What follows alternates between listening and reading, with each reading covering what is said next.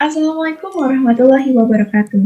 Halo semuanya, perkenalkan nama saya Nazwa Syafadila dengan NIM 2019-10-50-10-08 dari Program Studi Perencanaan Wilayah dan Kota Universitas Jember. Nah, kali ini saya akan membahas mengenai mata kuliah kependudukan yang berjudul Pengantar Kependudukan. Nah, pada kesempatan kali ini, hal pertama yang akan saya bahas yaitu konsep dasar ilmu kependudukan. Yang pertama yaitu definisi. Kata demografi berasal dari bahasa Yunani yang dapat dilihat dari asal katanya, yaitu demos dan graphein. Nah, demos ini dapat diartikan sebagai penduduk dan graphein ini berarti penulis. Dan secara keseluruhan, arti dari demografi ini yaitu berarti tulisan-tulisan atau karangan-karangan tentang penduduk suatu negara atau suatu daerah. Selanjutnya, para ahli juga mengemukakan mengenai pengertian dari demografi. Yang pertama ada Archie Bellak pada tahun 1855. Beliau mengatakan bahwa demografi ialah ilmu mempelajari segala sesuatu dari keadaan dan setiap manusia yang dapat diukur, yaitu mengikuti perubahan secara umum, fisiknya, peradabannya, intelektualitasnya, dan kondisi moralnya. Sedangkan G.W. Barclay pada tahun 1970 mengemukakan bahwa demografi yaitu gambaran secara numerik atau statistik tentang penduduk. Penduduk atau populasi adalah suatu kesatuan dari manusia yang diwakili oleh suatu nilai statistik tertentu. Kemudian ada Philip M. Hauser dan Otis Dudley Duncan pada tahun 1959. Mereka mengemukakan bahwa demografi yaitu ilmu mempelajari jumlah, persebaran teritorial, komposisi penduduk, serta perubahannya. Dan yang terakhir yaitu ada Johann Schmidt pada tahun 1762. Beliau ini juga mengatakan bahwa demografi itu ilmu yang mempelajari hukum Tuhan yang berhubungan dengan perubahan-perubahan pada umat manusia yang terlihat dari jumlah kelahiran, kematian, dan pertumbuhannya. Selanjutnya ada konsep atau definisi tentang demografi dengan ilmu kependudukan. Yang pertama yaitu demografi atau pure demografi. Nah, pure demografi ini artinya kalau dalam Indonesia demografi murni atau juga disebut dengan demografi formal. Nah, dalam demografi murni ini, demografinya itu lebih menekankan studinya pada proses demografi. Ahli demografi juga mempelajari struktur penduduk untuk dapat memahami proses demografi. Kemudian pada demografi murni ini, demografi menghasilkan teknik-teknik untuk menghitung data kependudukan. Dengan teknik-teknik tersebut dapat diperoleh perkiraan keadaan penduduk pada masa depan atau masa lampau. Kemudian model-model formal dalam demografi ini sangat menakjubkan tetapi tidak mampu menjawab tentang mengapa hal tersebut terjadi. Dan yang terakhir yaitu demografi dapat diartikan secara sempit dan luas. Paling sempit adalah formal demografi atau analisis demografi. Kemudian berhubungan dengan jumlah, distribusi, struktur, dan perubahan penduduk. Selanjutnya yaitu social demografi atau population studies, atau dalam Indonesianya ilmu kependudukan. Nah, dalam ilmu kependudukan ini merupakan penghubung antara penduduk dengan sistem sosial dengan harapan dapat memecahkan pertanyaan dasar, bagaimana menambah pengertian atau pemahaman terhadap masyarakat melalui proses analisis kependudukan. Nah, kemudian secara lebih rinci lagi dapat dikatakan bahwa population studies atau social demografi ini memiliki ilmu demografi yang sempit berkaitan dengan teknik menghitung angka-angka tentang komposisi penduduk. Ilmu demografi dalam arti yang lebih luas membicarakan angka-angka termasuk karakteristik penduduk seperti karakteristik sosial, ekonomi, termasuk juga etnik. Nah, karakteristik sosial itu bagaimana saja? Yaitu antara lain seperti status perkawinan penduduk, tingkat pendidikan, derajat kesehatan, dan sebagainya. Kemudian untuk karakteristik ekonomi, itu antara lain meliputi seperti status pekerjaan, lapangan pekerjaan, jenis pekerjaan, jam kerja, dan lain-lainnya. Sedangkan untuk karakteristik etnik, itu dapat menyangkut berupa agama ataupun suku.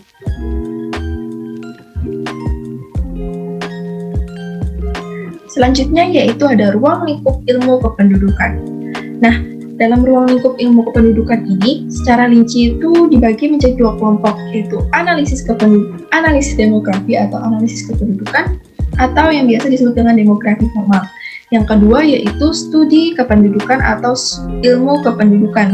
Nah, analisis demografi ini apa sih? Jadi, kalau analisis demografi ini tadi menekankan pada perubahan dan variasi penduduk dengan menggunakan teknik demografi tertentu. Sedangkan untuk studi kependudukan, ini merupakan tidak berhubungan dengan komponen atau variabel penduduk, tetapi juga berbicara tentang hubungan antara perubahan penduduk dengan variabel lain. Seperti contohnya itu perubahan kondisi sosial, ekonomi, politik, budaya, psikologi, dan geografi. Selanjutnya yaitu di sini ada tabel di mana menjelaskan dari ketiga contoh tersebut. Yang pertama ada demografi formal. Variabel yang berpengaruh itu adalah komposisi umur, tingkat kelahiran, komposisi umur migran masuk, dan mortalitas. Nah, sedangkan variabel yang terpengaruh itu berupa tingkat kelahiran, komposisi umum, kemudian tingkat kelahiran seluruh penduduk, dan komposisi umur penduduk. Yang kedua yaitu ada contoh tipe 1, studi kependudukan. Ya, ini variabelnya non-demografis, jadi berupa yang variabel pengaruhnya satu faktor sosiologis seperti kelas sosial, pendidikan, dan yang kedua yaitu faktor ekonomi. Contohnya seperti kesempatan kerja dan tingkat upah. Nah, untuk variabel terpengaruhnya itu variabel demografis. Yang pertama, tingkat kelahiran, migrasi keluar, dan tingkat kematian. Dan untuk studi kependudukan, yaitu contoh tipe 2, yang digunakan variabel pengaruhnya adalah variabel demografis. Yang pertama, satu, tingkat kelahiran, kedua, imigrasi masuk, dan ketiga, tingkat kematian. Dan untuk variabel terpengaruhnya yaitu variabel non-demografi. Yang pertama, kebutuhan pangan, kemiskinan, pertumbuhan, ekonomi. Selanjutnya yaitu tujuan, apa sih tujuan mempelajari dari ilmu kependudukan ini? Yang pertama, satu, mempelajari ilmu kependudukan ini dapat memahami kuantitas penduduk di suatu wilayah.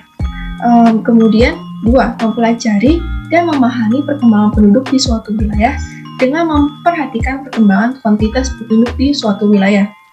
Dan yang ketiga, mempelajari dan memahami perbandingan dan perbedaan penduduk antar wilayah. Dan yang terakhir, mempelajari dan memahami penyebab perkembangan penduduk seperti fertilitas, mortalitas, dan migrasi penduduk. Nah, dalam ilmu kependudukan ini cakupannya cukup luas dibandingkan dengan demografi formal. Sehingga apa yang dipelajari dalam ilmu demografi formal juga akan dipelajari dalam ilmu kependudukan. Selanjutnya, apa sih kegunaan mempelajari ilmu kependudukan itu?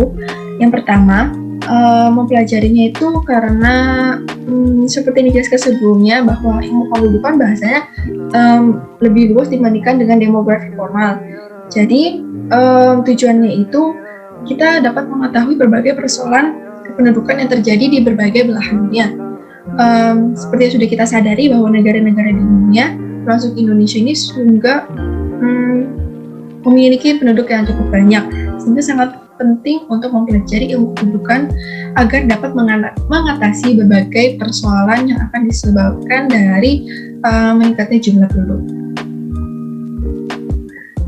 Dan seperti misalnya ini, jika pemerintah membuat perencanaan di bidang pendidikan seperti jumlah guru dan ruang kelas yang dibutuhkan dalam suatu tahun tertentu, maka dibutuhkan pula data penduduk menurut kelompok umur di dalam usia sekolah tersebut.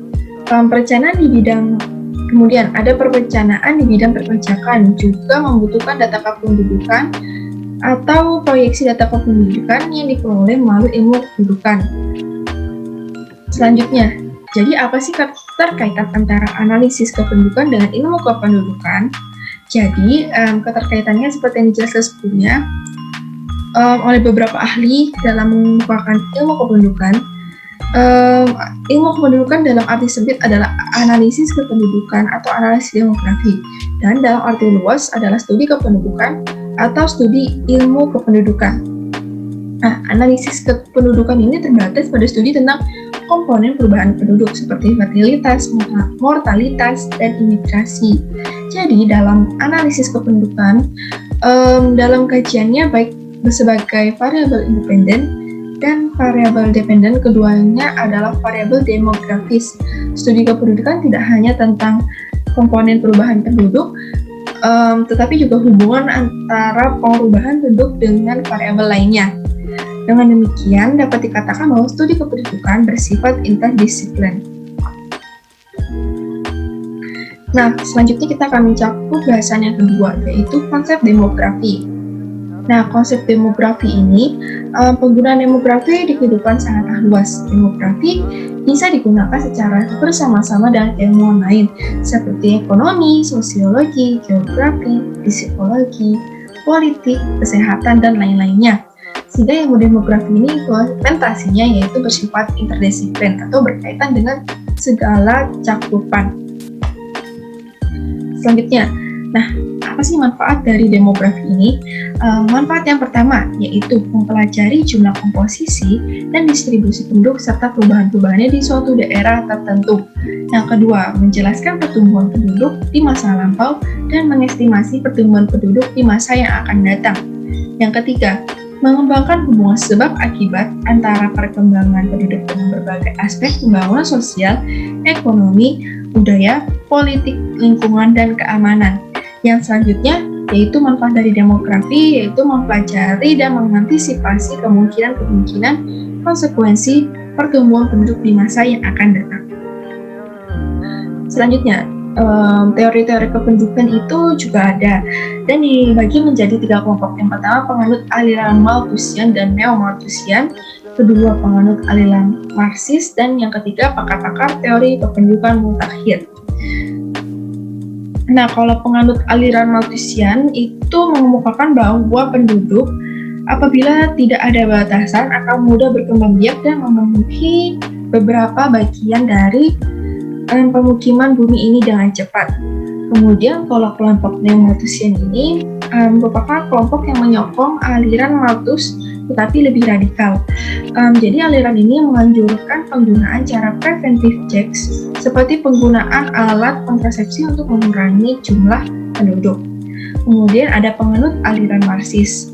Nah, penganut aliran Marxis ini dipelopori oleh Karl Marx dan Friedrich Engels. Aliran ini tidak sependapat dengan teori sebelumnya yaitu aliran Malthusian. Dalam teori ini mengupakan bahwa manusia akan mengalami kekurangan bahan pangan jika tidak dilakukan pembatasan terhadap pertumbuhan penduduk. Nah, kalau pakar-pakar teori kependudukan mutakhir ini dibagi menjadi 2 kelompok lagi, yaitu teori fisiologi dan sosial ekonomi, dan ada juga teori teknologi. Selanjutnya kita berada di bahasan yang terakhir, yaitu pengantar geografi penduduk. Nah, jadi di dalam pengantar geografi penduduk ini ada konsep dasarnya geografi penduduk, yang dimana geografi penduduk merupakan salah satu cabang ilmu geografi manusia yang mempelajari tentang perbedaan dan persamaan aktivitas manusia dalam ruang sebagai hasil dari interaksi antar manusia dalam memanfaatkan lingkungannya. Nah, menurut para ahli juga terdapat beberapa pengertian geografi penduduk seperti ada dari Ananta, Clark, Pintarto, James, dan Zelensky. Kemudian kita skip saja, lalu ada ruang lingkup geografi penduduk. Nah, dalam ruang lingkup geografi penduduk ini, ilmu geografi penduduk ini memiliki batasan dalam mengkaji, menganalisis, dan mengidentifikasi perbedaan serta persamaan suatu persoalan aktivitas manusia pada suatu ruang atau wilayah. Seperti contohnya ilmu geografi yang lain, geografi penduduk memiliki bahan kajian atau objek material khusus seperti migrasi, mobilitas penduduk, komposisi penduduk, kemudian ada pertumbuhan penduduk, distribusi penduduk, mortalitas, fertilitas, proyeksi penduduk, dan ketatakerjaan. Selanjutnya, dalam geografi penduduk ini pasti membutuhkan data. Nah, sumber data yang digunakan dalam geografi penduduk ini Ada 3. Yang pertama sensus penduduk. Nah, sensus penduduk ini merupakan perhitungan jumlah penduduk, ekonomi, dan sebagainya yang dilakukan oleh pemerintah dalam jangka waktu tertentu. Dilakukan secara serentak dan bersifat menyeluruh dalam suatu batas negara. Nah, kemudian kelebihan dari sensus penduduk ini apa? Nah, kalau kelebihannya pertama, data yang diperoleh itu lebih terjamin akurat kelengkapannya dan penduduk sulit untuk memasukkan data. Sedangkan untuk kelemahannya itu adalah waktu yang diperlukan itu cukup lama dan lebih lama daripada menggunakan sumber data lainnya. Nah, kemudian ada fungsi dari sensus penduduk ini. Yang pertama, yaitu untuk mengetahui jumlah penduduk seluruhnya. Yang kedua, mengetahui pertumbuhan penduduk. Yang ketiga, mengetahui persebaran dan kepadatan penduduk. Dan yang terakhir, untuk mengetahui komposisi dari penduduk.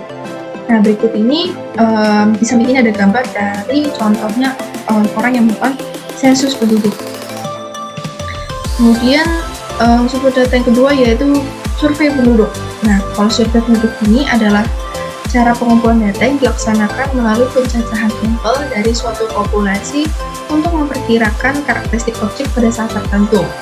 Nah, kalau dalam survei penduduk ini dilakukan itu secara sampling terhadap kelompok penduduk yang dianggap wakil dari sebuah populasi. Jadi tidak dilakukan kepada seluruh masyarakat atau penduduk, hanya menggunakan wakil dari sebuah populasi tersebut.